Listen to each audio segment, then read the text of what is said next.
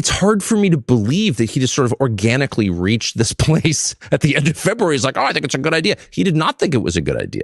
Shutting down a fifth of the world's oil and gas? Of all people, Trump knows that's bad. You said he's a hostage just now. You told the BBC he's a slave to foreign interests. Correct. So I just want to ask you to be sort of explicit. I mean, Trump is being held hostage by whom? Or by who, Benjamin or by Netanyahu and by his many advocates in the United States. And we know that not simply because Trump started the war on February 28th, but because he couldn't get out of it. He declares we're having a ceasefire. This was 4 weeks in. He says we're having a ceasefire and we're having these talks and they're going great and we're going to open the strait. And Iran says, yeah, one of our conditions is Israel's got to pull back from southern Lebanon. You can't use the Iran war as a pretext for stealing more land from a sovereign country. That's not your country. Like, no. And it's not just Iran who felt that way. I think the rest of the world's like, what are you doing? I thought we were, fighting the great existential threat, Iran, and now you're taking the opportunity to take Lebanon shore of the Litani River and bombing downtown Beirut. Like, what is this? Anyway, this was all very well known. And within hours of Trump announcing this, Israel publicly, in a way that was designed to get the attention of everyone, including the Iranians, starts killing civilians in Lebanon. Now, what was the point of that? Not to secure the Israeli homeland.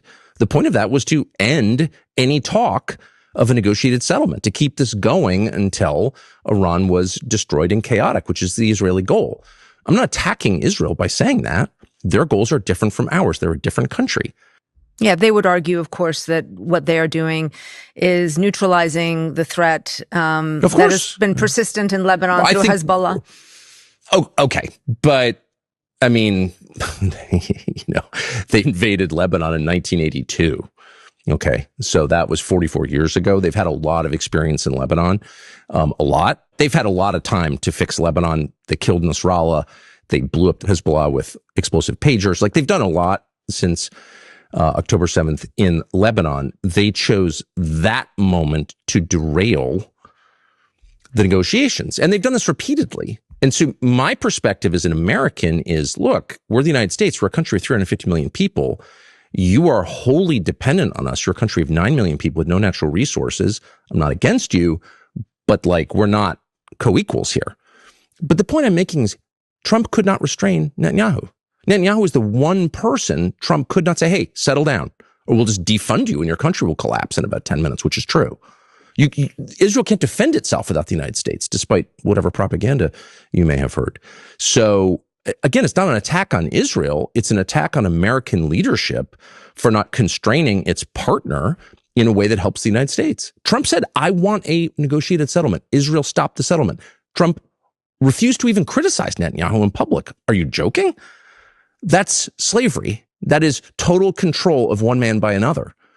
And it's, that's between Trump and Bibi and God, as far as I'm concerned. But as an American, that's our president, our elected president, whose job is to protect our country and our interests and our economy.